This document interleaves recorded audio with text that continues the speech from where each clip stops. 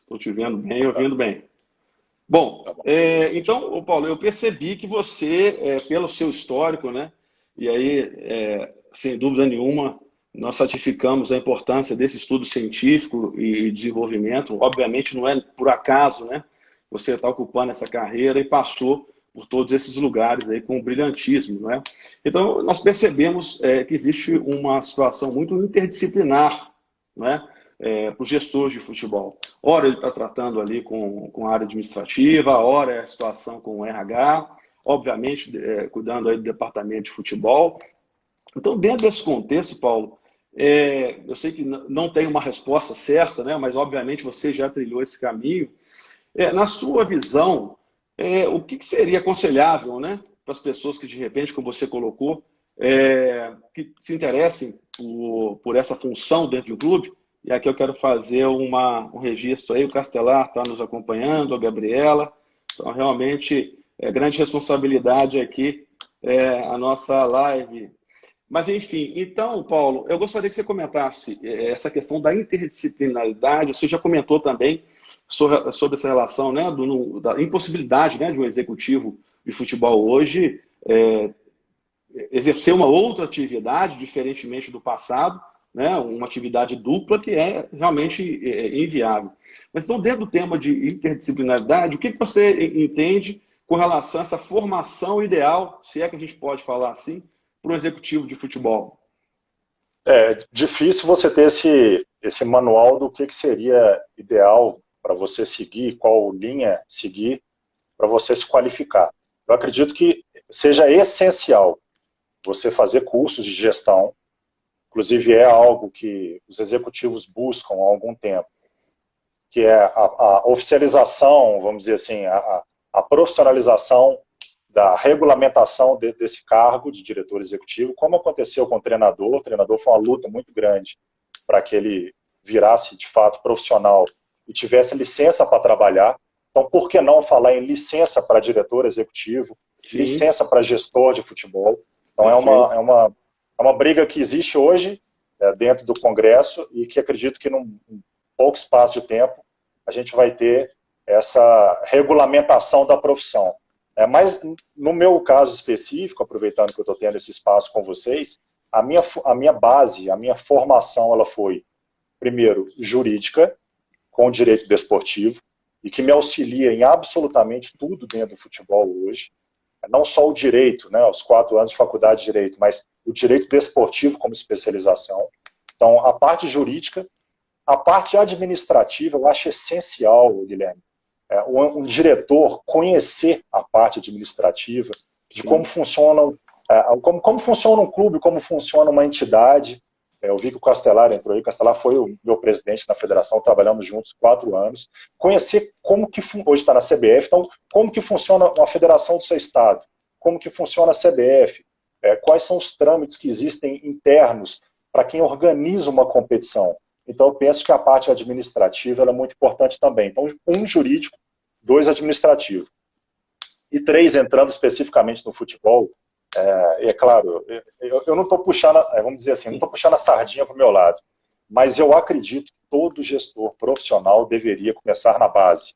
Eu acho que a base, ela te dá um conhecimento e uma experiência que você usa no profissional, que talvez se você começar direto no profissional, você não vai ter oportunidade de lidar com algumas nuances da base, a formação do jogador, a formação do atleta, a formação da pessoa. Você conhecer ali aquela criança de 10, 11, 12, 13 anos de idade, ver a evolução daquele ser humano, trabalhar o lado psicológico dele, trabalhar o lado mental dele, até ele virar o atleta, que aí sim no profissional você encontra esse atleta, eu acho essencial. Então, se eu puder destacar, tentando responder a sua pergunta, que é complexa, porque a função ela é complexa, jurídico, administrativo e formação e base, eu acho essencial para um gestor profissional. Perfeito. Nós tivemos a participação em lives anteriores do Klaus e a formação dele diferentemente da sua, né? Caminhos diferentes, mas e aí eu entendo que, até dentro da conversa com ele também, ele sinalizando que uma coisa complementa a outra, né? Porque alguns citam a importância, né, do trabalho efetivamente de treinador, de educação física e fazer essa trajetória através dessa formação. E nós temos a sua, que é uma formação jurídica, acadêmica, etc., o que, obviamente, tem uma ratificação muito grande até pelo excelente trabalho que você fez na base, está ali também no campo, etc. Você entende que efetivamente essas duas formações elas seriam fundamentais para que um executivo de futebol tenha esse exercício perfeito, ou na sua visão pode-se desenvolver isso durante a carreira? Eu vou até usar o exemplo do Klaus. Então, o Klaus foi uma das pessoas que me incentivou também a entrar nesse meio, principalmente na questão da base. Eu trabalhava na federação, ele era diretor de base do Cruzeiro, o André Figueiredo era o diretor de base do Atlético, o Evandro do América. E o Klaus uma vez disse para mim que a gente poderia trocar. Ele tem uma formação técnica, ele tem uma formação de educação física, uma formação mais dentro de campo, e eu tinha uma formação mais externa, como eu ressaltei para você. Minha formação ela é jurídica, ela é administrativa, ela é de competições. Eu comecei fora do campo e vim para o campo agora. E ele brincou comigo que para mim seria mais fácil do que para ele. Ele agora tentar se especializar em direito ou em administração ou fazer algum curso lá fora, porque evidentemente se complementa. O que eu tenho tentado aprender todos os dias é a parte técnica.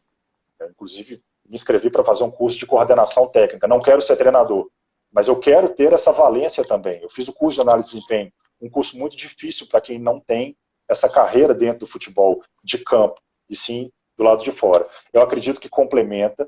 Eu acho que o profissional, quanto mais completo ele vai ser, se ele fizer mais cursos, se ele conseguir congregar valores que circundam o futebol. Então, eu acredito que tanto a parte jurídica auxilia um diretor executivo, quanto conhecer o campo. A gente tem hoje grandes diretores executivos de futebol que foram grandes atletas. Tem dois, inclusive, lá fora. Tem o Juninho Pernambucano no Lyon, tem o Edu Gaspar no Arsenal. E aqui no Brasil nós temos ex-atletas como o Raí, o Gilberto Silva fez o curso, o MIP da UEFA. Esses dois que estão lá fora fizeram um curso de gestão para hoje estarem como diretores executivos. Então eu acredito que o ex-atleta ele tem um rótulo, ele tem um status, que quem não jogou não tem, mas evidentemente quem não foi atleta pode se especializar em várias áreas que complementam hoje o futebol. Então, o que eu sempre tento buscar é essa qualificação de campo técnica, e tenho aprendido isso muito com os treinadores com os quais eu trabalhei e estou trabalhando, sempre tentando agregar conhecimento. Te falo que é prazeroso, é difícil, mas é prazeroso você cada vez mais conhecer essa parte técnica. Perfeito. E é muito interessante, Paulo, né? Você com essa autoridade aí no futebol, né? Ter essa humildade aí de falar conosco que quer conhecer, quer aprender, etc. Então, isso realmente é invejável, realmente parabéns aí. Isso nos motiva muito aí realmente a vincular, né, a teoria, a prática, enfim. A gente tem que estudar sempre, Guilherme, sempre, o tempo todo, não pode parar. A gente tem que pegar exemplos de outros clubes, exemplo de outros gestores. A gente sempre tem que se colocar numa posição de ter espaço para aprender. Isso aí eu acho que é essencial. O conhecimento não ocupa espaço, né, Paulo? Não. Dentro desse contexto, aí, trazendo isso aí para dentro da hierarquia do clube, eu já percebi que, obviamente, você também tem essa preocupação não só no autodesenvolvimento, mas como também no desenvolvimento de todos os seus, vamos chamar de liderados, né? Ou seja, da sua equipe. Hoje existe algum tipo de trabalho que é desenvolvido pelos colaboradores, para os colaboradores do clube? É óbvio que, como qualquer empresa, as pessoas precisam se desenvolverem, né? O mercado hoje é muito mais competitivo, então não tenho dúvida que a própria pessoa ela tem que buscar esse desenvolvimento, não é? Mas hoje existe algum tipo de iniciativa, algum tipo de projeto dentro do clube?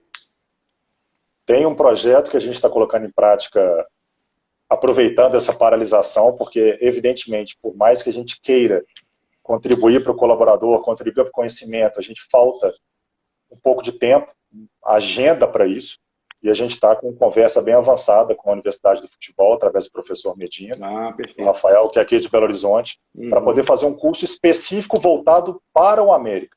Nós nem fechamos esse curso ainda, está na mesa da superintendência, da presidência do clube, mas para dar oportunidade para alguns colaboradores de se especializar em algumas outras áreas. É o que eu disse na pergunta anterior. Por mais que você seja, por exemplo, um coordenador técnico ou um treinador, é importante você conhecer a parte administrativa, de competição, de registro, de transferência. Então, tudo é um complemento. Da mesma forma, o executivo ele tem que se especializar e tentar, cada vez mais, agregar conhecimento da parte técnica. Lógico que o início é difícil para todo mundo, mas quanto mais conhecimento você tiver, melhor. Então, hoje a América está nessa conversa avançada, aproveitando essa pandemia que está nos fazendo ficar em casa, para oferecer isso para alguns colaboradores. Mas, evidentemente, que além desse curso, que a gente pode ser que feche ou não, na Universidade do Futebol, a gente sempre fomenta os nossos colaboradores a fazerem os cursos. Especificamente da parte técnica, o curso de preparação física, curso de treinador de goleiro, curso de treinador da CBF, de licença B, de licença A, e a gente vê isso na prática como uma evolução desse colaborador, seja ele hoje no clube que ele está ou amanhã. Essas licenças, como a gente diz, a corda ela está baixando cada vez mais, né, para passar. A corda, ela não, eu acho errado subir a corda tem que baixar, tem que ficar cada vez mais difícil. E para ficar cada vez mais difícil, para ficar cada vez mais qualificado, as pessoas precisam desses cursos que agregar conhecimento cada vez mais. Perfeito. E coincidentemente, você citou a Universidade de Futebol, nós teremos a participação do presidente, do João Paulo Medina, conosco, no dia 20/4, falando também muito aí sobre muito conteúdo, metodologia, enfim. Mas realmente, parabéns aí pela iniciativa. É aquela história, né? Realmente é falar e fazer, né, efetivamente. Claro. Então não adianta simplesmente. Então tem que tangibilizar isso. Muito interessante. Paulo, entrando um pouco agora assim, na visão mais regional aqui e mais do clube, é inegável a gente citar aí a situação da paralisação, da posição, né, do América aí na tabela, né, do Campeonato Mineiro. Mas sem polemizar, na verdade não é essa a ideia. A ideia realmente é uma visão jurídica, né, dos efeitos, né, o que pode acontecer. Nós vamos aí paralisando na 9ª rodada, 2, né, para a definição dos 4 times para participar da semifinal, também dos 2 rebaixados. E, obviamente, existe uma questão aí de legalidade, legitimidade, né, para o campeonato. Então, eu queria te ouvir um pouco. O Léo também, Barbosa, está aqui conosco, quero mandar um abraço para ele, inclusive até parabenizar pela iniciativa. Ele nos mandou num grupo com relação, né, à iniciativa da Federação Mineira também, de dar torcida única, né, no sentido de doação aí com relação à pandemia. Então, um abraço, Léo. Então, dentro desse contexto, Paulo, o que você entende, né, e pela sua experiência também no STJD, o que pode acontecer aí, né, com o futuro do futebol mineiro daqui para frente? Especificamente em relação ao Campeonato Mineiro, eu já até tive a oportunidade de falar isso diretamente para o atual diretor de competições, que é o Leonardo Barbosa, e também para o Adriano Aro, o atual presidente.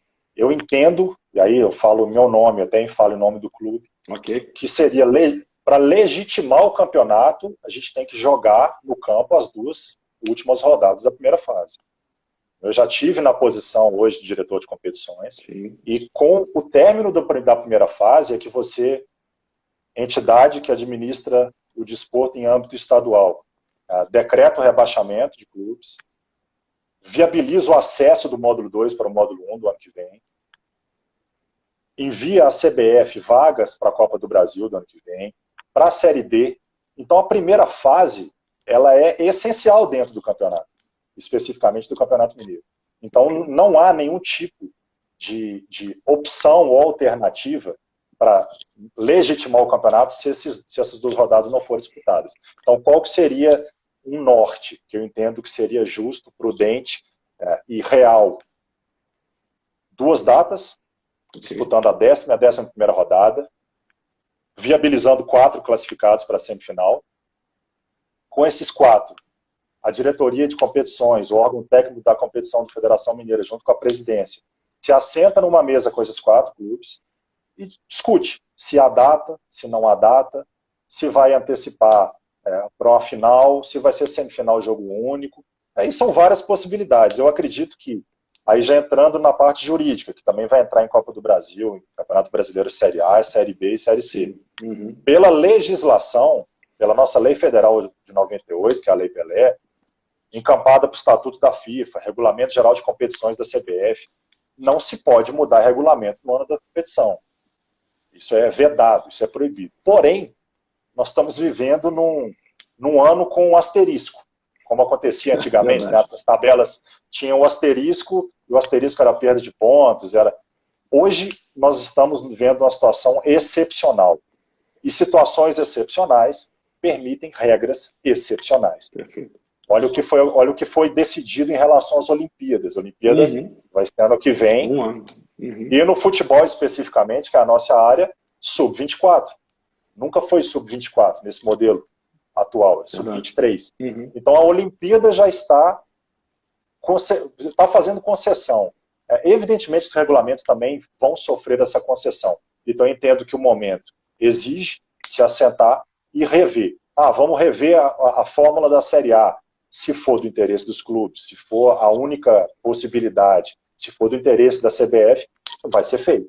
Eu torço e acredito para que não se mude o que demoramos muito tempo para conquistar, que é um regulamento de pontos corridos, tanto na Série A quanto na Série B, porque é uma competição que é diferente de um outro regulamento, que é da uma Série C ou da Série D, por exemplo. Sim. Mas tudo vai ser analisado. Então, eu acredito que o momento de exceção permite regulamentos de exceção e isso vai ser, evidentemente, discutido. Então, em relação ao Campeonato Mineiro, eu entendo que deva se jogar, evidentemente, essas 2 rodadas que faltam, legitimar 4 classificados e se assentar com eles. Série B, eu até fiz um estudo aqui da tabela e confesso que era o que eu gostava muito de fazer. A tabela é muito difícil de fazer, mas acaba sendo prazeroso quando encaixa tudo.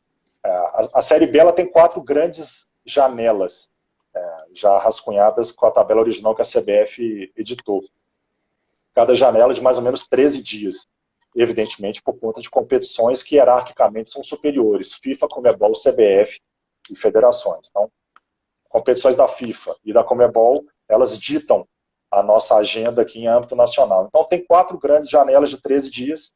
E a gente, se partirmos aí da premissa de começo das competições, uma visão otimista de começo em junho, a gente conseguiria encaixar nessas 4 janelas e adentrando dezembro. Mas é prematuro falar em calendário, mas eu não quero deixar de falar, porque isso também foge um pouco do meu feitio de deixar de opinar. Eu opino que a gente consegue fazer a Série B ou a Série A com 38 rodadas, e aí assim, não é problema meu a Libertadores, né, as eliminatórias, vamos deixar aí para os peixes maiores, mas a Série A e a Série B a gente consegue fazer entrando em dezembro. Por enquanto, né, Paulo? Por enquanto. Por enquanto. Beleza. Realmente o mundo exige, né, adaptações e flexibilização, né? É um momento, como você bem disse, né, de exceção. Então, ou seja, não há uma definição, né? As coisas terão que ser reinventadas e revisitadas sem dúvida nenhuma.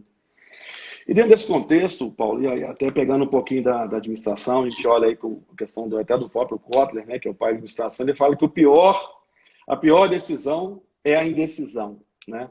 E você passa isso certamente diariamente, né? O executivo ele tem que tomar decisões, às vezes duras, outras nem tanto. Mas o América fez uma mudança muito grande, né, com relação à comissão técnica, né, nessa transição aí de 19 para 20. Como que você conseguiu fazer essa transição, manter o modelo de jogo com o seu elenco, né, para que não perdesse todo aquele trabalho que foi desenvolvido? Eu queria que você trouxesse para a gente essa experiência aí, como que foi para você e o que você fez, né, efetivamente, para conseguir manter esse trabalho que vinha sendo construído e mantendo, né, o modelo de jogo, um excelente trabalho, né, que vem sendo feito aí no ano passado, a gente acompanhou de perto, né, a questão do acesso, enfim, e a posição até hoje também na tabela aí do Mineiro. Eu queria que você falasse um pouco sobre essa questão, esse desafio seu e a tomada de decisão. Bom, eu acho que tem uma palavrinha mágica aí no futebol e que não pode deixar de estar em nenhum dicionário de nenhum executivo, de nenhum presidente, de nenhum clube, que é planejamento. Não se faz futebol sem planejamento.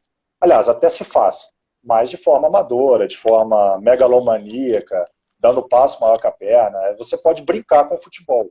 Existem hoje executivos ou presidentes que estão na cadeira, mas eles vão brincar ali no futebol e depois vão sair sem responsabilidade nenhuma, tocar as empresas dele, dedicar o tempo deles para outras áreas. Não quem tem uma linha reta em relação ao futebol de pensamento e de ação. O planejamento nosso foi feito ano passado. Antes do final do ano, a gente já estava com quase tudo no papel para tentar ser executado, e evidentemente que seria um pouco diferente em termos de orçamento, de parte financeira, se o acesso viesse. Não veio. Não veio, a gente tocou o planejamento de Série B 2020. Esse planejamento, ele continha algumas metas, e todas elas a gente conseguiu cumprir. Uma delas, manter a comissão técnica. Até então, a gente tinha mantido a comissão técnica, fizemos uma renovação antes mesmo do fim do campeonato, e tivemos um contrato para 2020.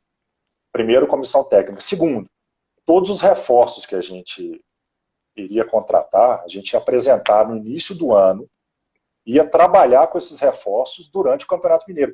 E isso pode parecer, Guilherme, que seja trivial, que seja comum. Não é. Se a gente pegar hoje, como nós estamos com tempo, as páginas do Globo Esporte, ou do Super Esporte, ou do Lance, ou do Terra, do UOL, os clubes eles têm apresentado o jogador quase que toda semana. Verdade. Então, eu não estou dizendo que isso é errado ou que isso é certo. Não foi o planejamento que nós rascunhamos. Eu apresentei os 7 reforços que contratamos no dia 2 de janeiro desse ano e não apresentamos mais ninguém. Então, esse planejamento ele foi cumprido para que esses atletas, esses 7 jogadores que foram pontualmente escolhidos no mercado, dentro do modelo de jogo nosso, pudessem agregar durante esses 4 primeiros meses. Tivemos a troca forçada da comissão. Eu digo troca forçada, sim, porque nós não demitimos o Felipe Conceição, que era, comigo, era um coordenador técnico e foi prestigiado para ocupar a posição de treinador do time profissional.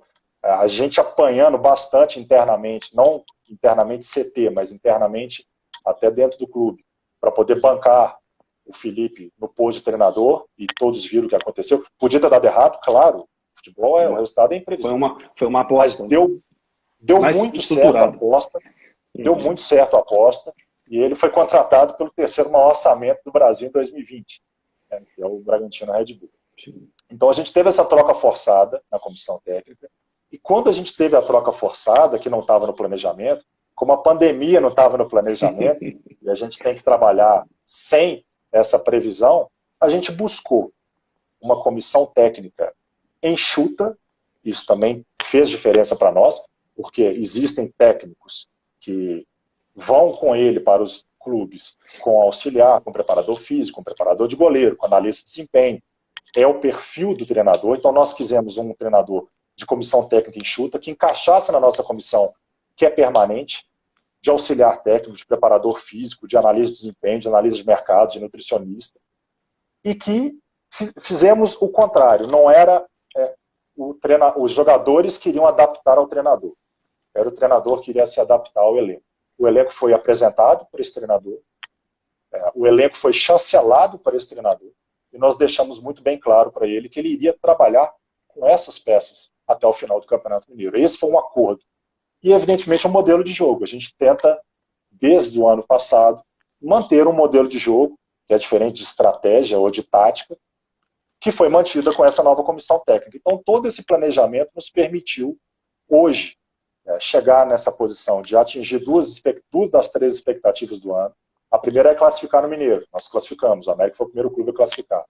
A segunda expectativa era ultrapassar a segunda fase da Copa do Brasil, o que nos dá um benefício financeiro muito grande para um clube do tamanho do América. Você receber as cotas que existem hoje da Copa do Brasil, são cotas vultosas e que nos permitem fazer investimentos dentro do nosso terceiro e principal objetivo, que é o acesso à Série A e a permanência na Série A. Então, essas 2 primeiras expectativas estão sendo cumpridas dentro do planejamento que nós rascunhamos. E, óbvio, a gente não é ruim se comparar com outros clubes, mas a gente sempre vê, hoje em dia, clubes com dívidas de salário, dívidas altas de gestões anteriores. O América sabe bem o que é, por exemplo, cair de divisão, porque a sua queda financeira também é abrupta, e rescisões consomem 3, 4, até 5 folhas no ano seguinte, de um ano para outro. E clubes com trocas muito grandes de treinador. Hoje nós estamos com 12 clubes dos 20 da Série B, que já trocaram de treinador, e aí com um asterisco, no América, no Sampaio Correia, no Confiança, que perderam o técnico porque eles receberam propostas melhores, mas os demais foram demitidos. E atletas de clubes que foram apresentados em janeiro. Eu não vou citar nome aqui para não melindrar, às vezes tem até o colega aí dentro do nosso perfil, mas atletas apresentados em janeiro e já estão sendo dispensados em março. Isso para mim não é planejamento, isso é erro, porque isso enseja custo, isso enseja dívida, e eu digo que a dívida ela é o primeiro passo rumo à queda desportiva do clube. É o primeiro passo para você cair desportivamente, é você ter dívida. É difícil administrar com dívida. Então, eu acredito que, voltando, a primeira frase minha na sua pergunta, a palavra mágica é planejamento. Perfeito, Paulo. Estou atento aqui ao que você está dizendo. Realmente, a gente consegue identificar a coerência, né, em toda a sua fala. Quando nós falamos, né, de planejamento, né, o planejamento é feito né, curto, médio e longo prazo. Né? É óbvio que situações atípicas podem acontecer, não como a pandemia. Né? Realmente era difícil se prever uma situação como essa. Mas mudança de treinador, enfim, isso é uma situação que eventualmente qualquer clube está sujeito, seja por iniciativa do próprio clube ou essa questão comercial, né? Em relação à proposta. Então, realmente... E a gente tem, né, Guilherme? Desculpa, a gente tem uma situação diferente de outros clubes. Né? Então, quando a gente vai no mercado, a gente tem que observar o nosso orçamento. Eu disse ano passado, a imprensa mineira me procurou e eu disse que a nossa folha era 12 vezes a dos nossos rivais. Na verdade, eu até errei, em relação a um rival não era 12, não, era 14. O que a gente gasta no ano, eles gastam no mês. Então, assim, é uma situação que você tem que saber trabalhar com isso, porque é tentador você gastar mais do que você arrecada, pelo perfil dos clubes, por não serem empresas ainda, por não quebrarem, por ninguém passar a chave na porta de clube nenhum. E para o executivo, talvez seja uma questão até de vaidade, você contratar muito, do que você deixar de contratar e administrar o elenco, que é o que eu estou fazendo com a minha equipe desde o dia 2 de janeiro. Controlar um elenco. Não estou contratando ninguém. Nós estamos administrando esse elenco, esses jogadores, com a nova comissão técnica. E aí, Paulo, veio realmente um desafio muito grande, né? Num momento como esse, obviamente considerando toda a questão financeira, e conseguir fazer essa gestão, né? Isso ratifica a necessidade de desenvolvimento do líder, tanto na visão financeira, gestão de pessoas, enfim, para conseguir administrar toda essa situação. Paulo, eu acho que tem uma situação que a gente pode também, até dentro desse contexto, que obviamente envolve receita, muitas vezes pode se colocar como custo, mas na verdade é um investimento, que são as categorias de base. Né? Você conhece muito bem. No entanto, existe um desafio muito grande. Né? Uma pressão por venda de atletas. O América tem uma tradição de formação de atletas. Né?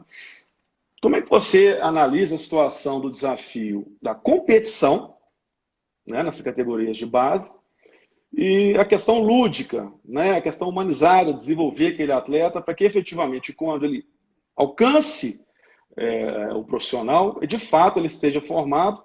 E aí eu queria que você fizesse esse link. A questão lúdica, competição e a transformação desse profissional, com todo respeito, quando digo como transformação, em receita para o clube, principalmente no momento que a gente está vivendo como esse.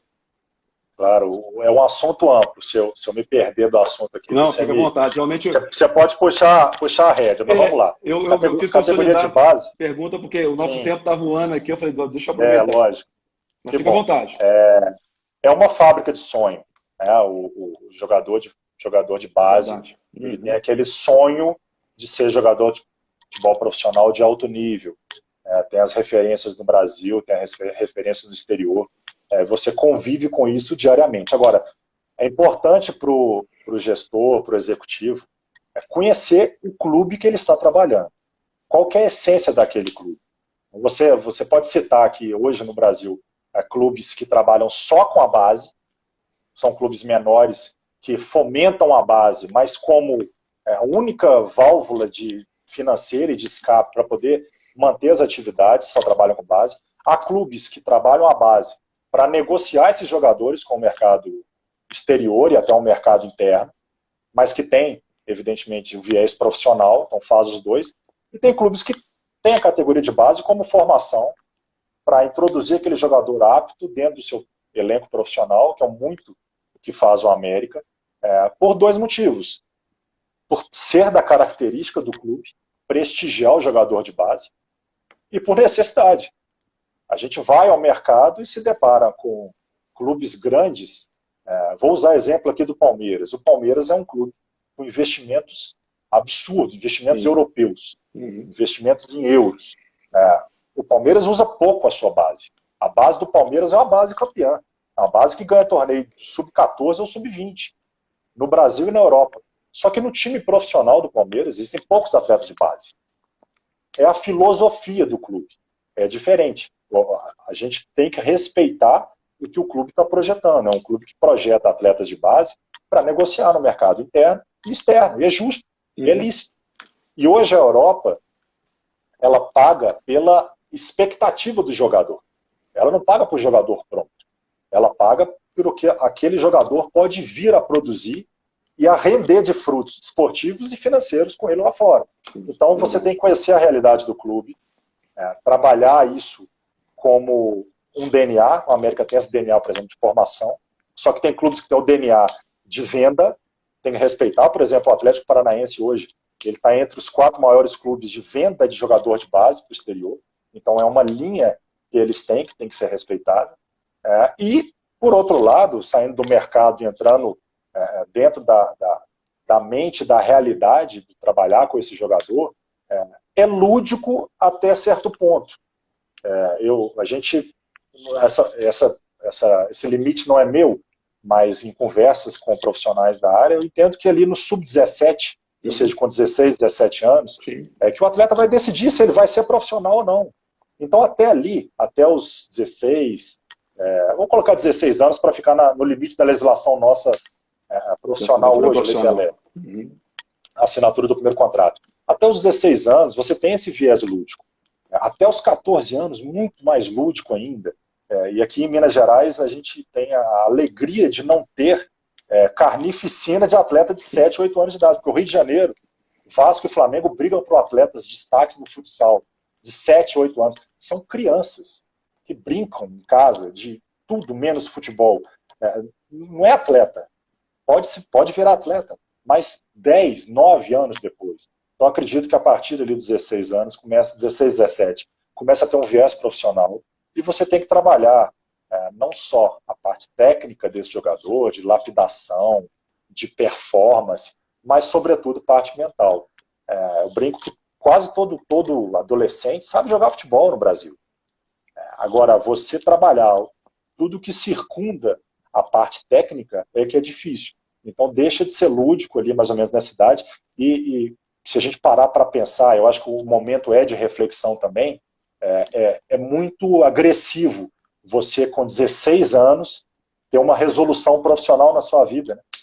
Eu fui trabalhar com futebol com 26, 27 anos, que eu decidi largar uma assessoria criminal, largar uma advocacia para trabalhar no futebol. E o atleta com 16 anos, ele já tem muito bem desenhado o que ele vai ser. Ele já é arrimo de família, porque quando ele assina o contrato profissional, já vem 1, 2 ou 3 pendurado nele. Então, com 16 anos, é uma maldade que se faz. A responsabilidade, o peso é muito grande, não é? Desculpa te cortar, mas enorme.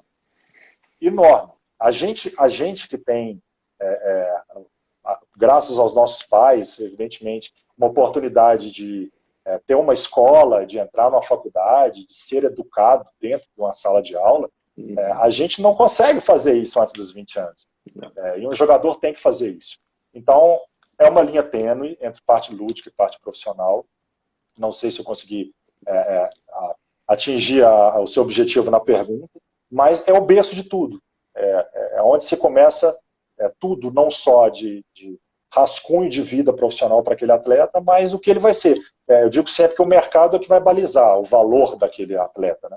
Mas ele tem que ser em mente, ter sempre em mente que existe um período de maturação, existe uma resiliência para poder, evidentemente, virar jogador. Então, a categoria de base é o berço de tudo, não só para atleta, mas também para staff, para gestores.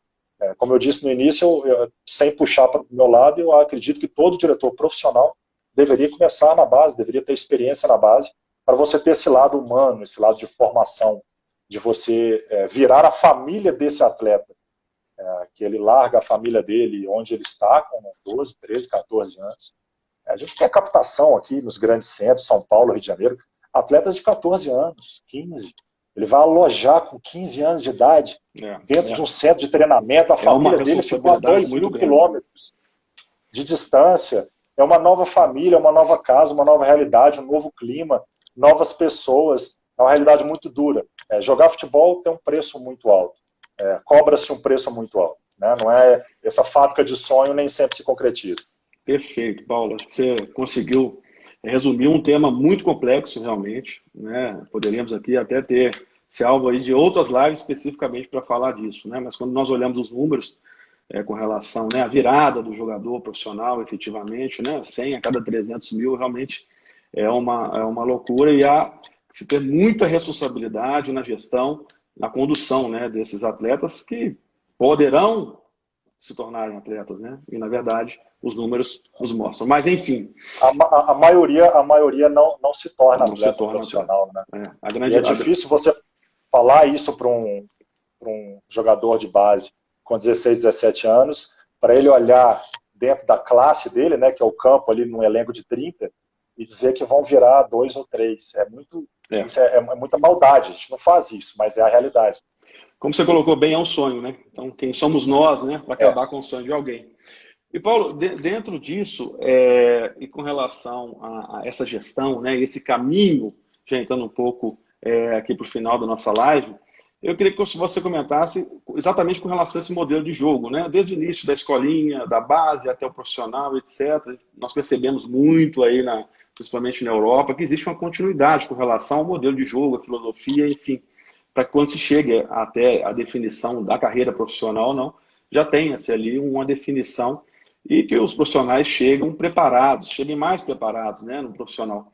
Esse trabalho de continuidade, como tem sendo feito isso no América, Paulo? Você percebe, existe essa orientação desde as escolinhas, da base, como tem sido feito isso?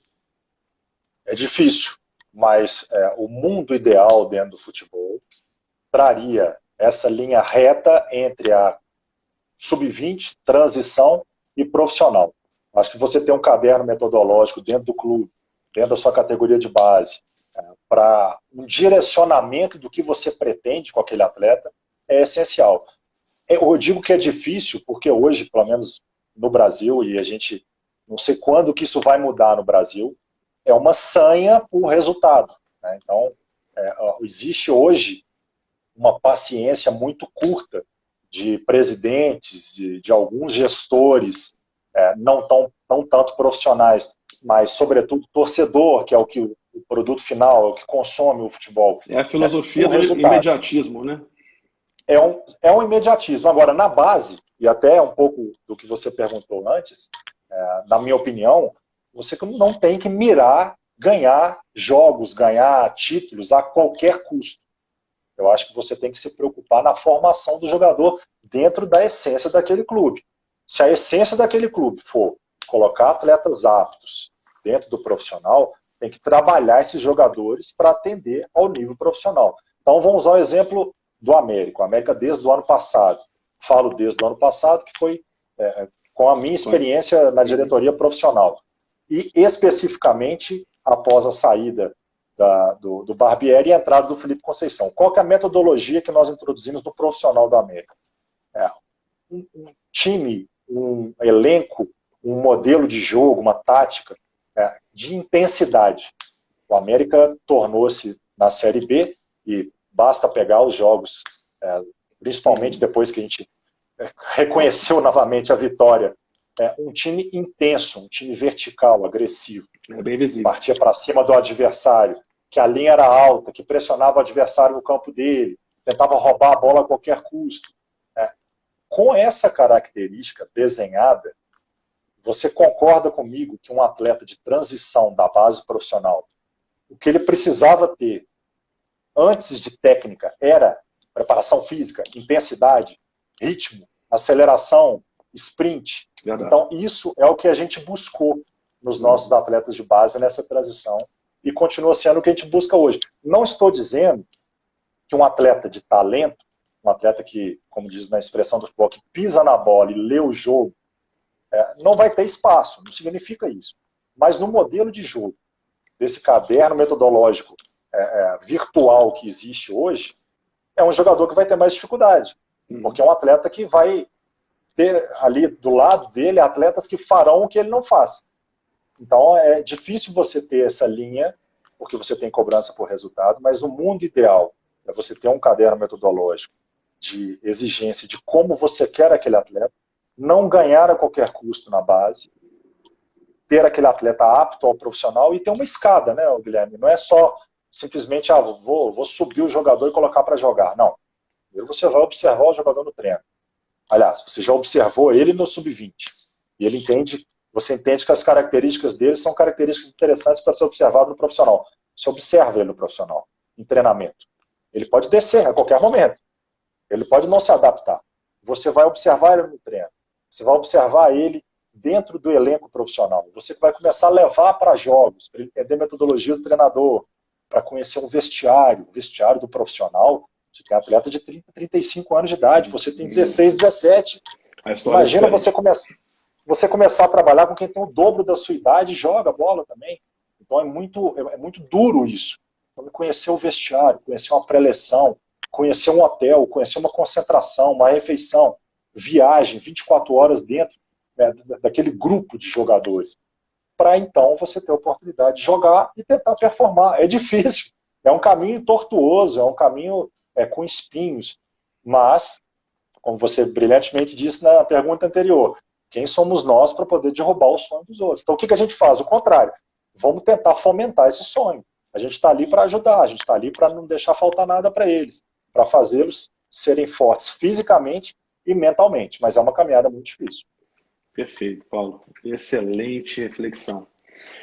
Bom, Paulo, nós estamos caminhando aqui para o final. Eu queria fazer a última pergunta, mas já ratifico aqui o meu agradecimento mais uma vez. Uma aula muito, muito importante para a gente, essa contribuição sua, já ratifico aqui de antemão. Bom, se nós pudéssemos aqui, né, nossa ideia seria conversar aqui a noite inteira, mas para resumir, o tempo não nos permite. Para tentar consolidar, Paulo, eu sei que também é difícil, mas vendo o lado bom da coisa, né? O que você acha que no futebol mundial, né, brasileiro, regional, enfim, pode absorver dessa pandemia, né? O que a gente pode tirar de bom, né? Eu sou um otimista por natureza, mas veja, o que você entende que o futebol vai sair ganhando com essa pandemia? Bom, todo mundo está passando por isso junto. Todo mundo está parado junto, todo mundo está dentro de casa, cada um nas suas casas, mas junto, num objetivo comum, que é fazer de tudo para que todos fiquem bem de saúde e que voltemos a trabalhar. Então, eu acho que o maior ensinamento, na minha opinião, para o futebol nesse momento, é o coletivo. Não só coletivo dos clubes, que devem se unir cada vez mais, sentar na mesma mesa, dialogar, os interesses são diferentes, mas tem que ter um objetivo comum. Então os clubes eles têm um momento muito importante de se sentarem. Eu estou conversando hoje com mais assiduidade com diretores dos outros clubes que eu fazia anteriormente. Isso é uma união, isso é uma coletividade. Presidentes têm que fazer isso também. Então acredito que a coletividade pode sair ganhando numa união dos clubes em prol de um objetivo comum. E, por outro lado, não quero que nenhum torcedor jogue pedra em mim, mas é o torcedor do seu clube torcer pelo clube adversário, rival, dentro de uma mesma liga. Se você hoje torce para um clube dentro de 20, numa Série A, numa Série B, Torça para os outros 19, para a sua liga ficar forte, para o seu campeonato ficar forte, para você ser forte como time. Não queira ganhar sozinho, não queira ser o poderoso enquanto os outros estão fracos. Torça também para que o futebol cresça também em outras camisas, não só na sua. Não deixe de torcer para a sua. Até porque o dia desse eu vi uma frase muito bonita que conhecimento e clubismo você não tira de ninguém. Então, o clubismo você não vai tirar. Então, torce. Separa um espaço para torcer pelo bem do outro clube, para que a gente tenha um futebol cada vez mais forte. A Europa nos dá aula disso. A Premier League é uma aula disso. Vamos copiar o que é bom lá de fora. Então, vamos ter clubes unidos, clubes com um desígnio único de cada vez mais fortes e uma torcida, não para o adversário ficar fraco, para o seu time ficar forte e o adversário também, para a gente ter um futebol cada vez mais profissional de planejamento, de estrutura, né, e coletivo. É a mensagem que eu gostaria de passar. Perfeito, Paulo. Maravilha. Eu quero informar a todos que essa live ficará salva no nosso canal do YouTube, né? Não podemos nos cansar de aprender, então ficará disponível, informa a todos. Aviso também, Paulo, que o Felipe Conceição estará conosco no dia 15/4, participará aqui conosco também, sem dúvida nenhuma, falaremos aí dos seus comentários para ele. Te agradeço mais uma vez, Paulo, muitíssimo obrigado. Já fica aqui o meu convite para outra aula que você nos deu. Agradeço muito, sim. Parabéns pelo seu trabalho. Nós estamos, né, admirados realmente com o seu trabalho que você tem feito aí pelo futebol mineiro, levando realmente o nome, né, do futebol mineiro aí para o mundo. Sucesso para você, tudo de bom e mais uma vez muitíssimo obrigado. Um grande abraço, Paulo. Eu que agradeço e desejo o mesmo sucesso para o FutClass, com pessoas competentes como você, o Davidson, o Caio. Contem comigo para o que precisar e vamos fazer essa live sim, com ou sem paralisação, com ou sem pandemia. Estamos à disposição sempre para trocar ideia de forma transparente, é um bate-papo que me enriquece também, aprendo bastante. Eu que agradeço, um grande abraço e boa noite. Boa noite, Paulo. Um abraço, até a próxima. Tchau, tchau, pessoal. As que nos acompanharam, muito obrigado. Um grande abraço a todos. Tchau, tchau.